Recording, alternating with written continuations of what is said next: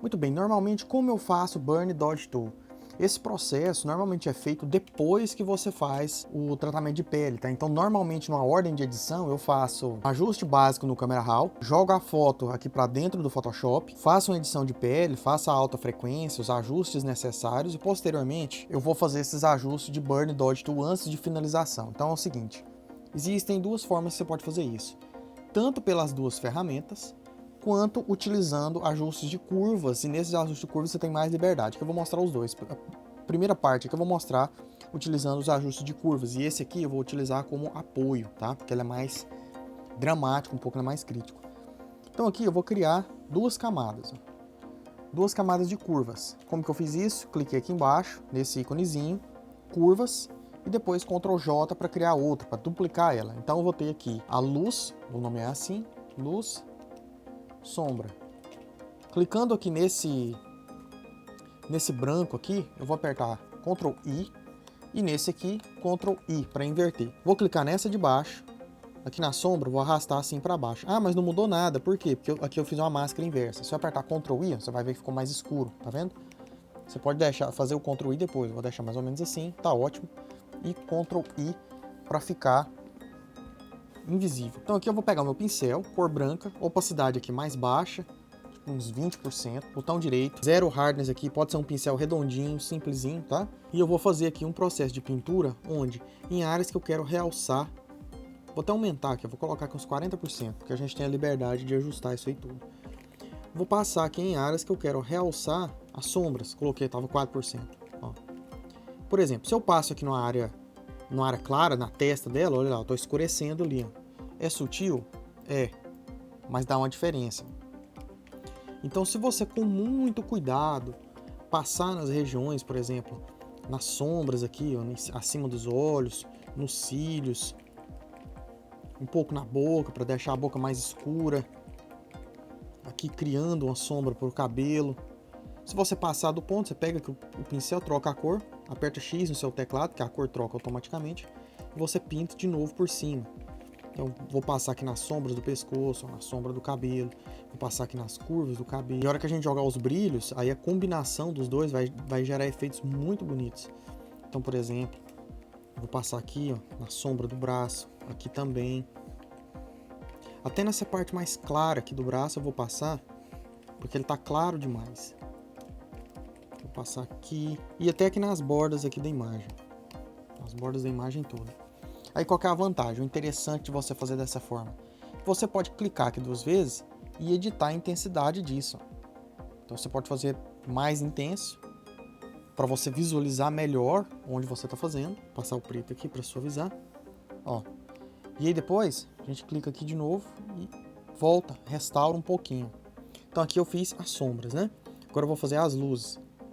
Vou pegar aqui, arrasta e sobe. Ah, não estou vendo nada. Por causa da máscara. Ctrl I, agora você vê o clarinho, tá vendo? Ctrl I de novo para inverter. Vou pegar aqui a cor branca, opacidade mais baixa aqui, por exemplo, uns 20%. E agora eu vou realçar em partes mais claras, por exemplo, fazendo uma luz aqui no cabelo dela. Vou realçar um pouco aqui na parte superior, nos olhos. Os olhos eu vou realçar aqui bastante. Principalmente aqui na íris, tá? Na parte aqui em torno da pupila. Pode passar um pouco aqui, um pouco assim. Vou passar aqui criando um brilho no nariz, por exemplo. Você segura o Alt, você vê exatamente a máscara como eu fiz. Ó. Nas sombras ficou desse jeito. E nas luzes está ficando assim. Então vou continuar passando. Vou passar aqui, ó, realçar esse brilho do pescoço.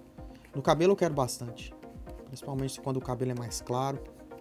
Fica bem legal a gente utilizar. E lembrando que a gente pode forçar isso aqui ou não. Então vou passar só nessas áreas aqui.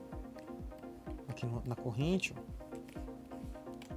Nos braços, vou passar assim, no centro dele. Para dar um volume. E aqui na roupa também. Vou passar na roupa. Coisa interessante. Você pode clicar aqui duas vezes. E arrasta esse aqui um pouco para cima também, ó. Olha lá nos olhos, tá vendo? Só que você tem que tomar cuidado. Eu vou arrastar só um pouco. Porque senão prejudica demais a imagem. Então tá aqui as luzes e as sombras. Sem e com. Tá vendo? Beleza, agora a de apoio. A de apoio como que seria? Eu posso duplicar essa camada aqui só para ter um backup. E eu vou utilizar a Burn Tool aqui direto. Por exemplo, em midtones, as duas eu vou utilizar assim. Se você for inexperiente, eu recomendo usar as duas em midtones. E no máximo 10% aqui, não passa disso não, senão fica muito agressivo. Se você desejar, você pode mesclar tudo. Aqui eu não vou mesclar não, só pra gente ter um controle maior. Mas, por exemplo, eu posso escurecer sutilmente, só reforçando. Não preocupa se você passar do ponto não, tá? Porque depois a gente pode recuperar. Isso é como a gente tem um backup mesmo, então não tem problema. Então vou escurecer em algumas áreas aqui no pescoço.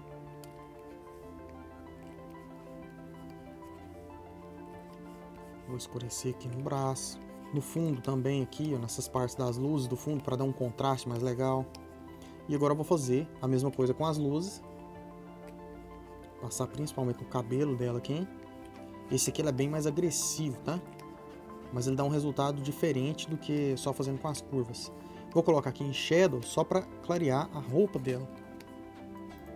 Pode passar aqui várias vezes na roupa, que você consegue um resultado diferenciado. Vou até passar um pouco nessa área sombria. Ó, o antes e o depois. Beleza, ficou meio estranho, né? Tudo certo. Agora, que é o charme, a gente pode tirar a opacidade e chegar no meio termo dessa interação. Essas aqui eu vou até agrupar e vou te mostrar aqui o antes e o depois. Então a gente tem o início aqui da nossa imagem e o depois. Ah, ficou muito forte. Não tem problema não. Lembra que isso aqui é tudo editável? Você pode vir aqui e suavizar. Ó. Então você suaviza, organiza as máscaras e ajusta aí da forma que ficar mais coerente. E você ainda tem a seguinte opção. Você pode pegar essas duas aqui que a gente fez e duplicar. Agora elas ficaram, ó, duplicadas, certo? Vou tirar o olhinho dessa. Esse aqui é ajuste mais avançado. Você vai vir nessa aqui das sombras, troca o modo de mesclagem, coloca em Soft Light, por exemplo. E essa aqui, coloca em Screen, por exemplo. Só que agora você vem aqui e tira o preenchimento quase todo. Você faz o teste para ver até onde chega aqui um limite que fique natural. E aí você vai ajustando essas camadas aqui, tomando muito cuidado para não chegar num resultado artificial. Aqui o braço dela tá muito claro. O que eu posso fazer? Pega aqui a cor preta, rola na luz, escureça um pouco aqui. E aqui, onde está a sombra, pega a cor branca. Só tem que tomar cuidado para você não confundir, tá? Isso aí. E devagarinho, fazendo esses ajustes, ó, a gente já começa a chegar em resultados bem mais interessantes. A modelo aqui, ela tem ela salta muito mais em relação ao fundo. Então o Dodge Burn é isso, não precisa de mais que isso, tá? Aí agora, a partir daqui, aí você dá sequência no tratamento, adicionando mais ajustes, né, de balanço de cor, aí que você vai fazer essas outras etapas. Vai fazer balanço de cor, se você quiser utilizar efeitos, por exemplo, criando o efeito mate, né, você pode subir aqui um pouquinho. Ó. Portuguesando, o pessoal chama de mate, é subir o tom aqui do preto um pouco, para os pretos não ficarem tão chapados. Então você pode utilizar esses recursos aí posteriormente, aí você dá sequência na edição depois dessa etapa. Achou útil? Gostou aí do Burn Dodge Tool? Me fala o que você achou, me fala se você faz de outra forma. Sugestão de novas aulas são muito bem-vindas, pode deixar aí. Se tiver gostado, não esquece de deixar o joinha. Valeu demais, brigadão, sucesso!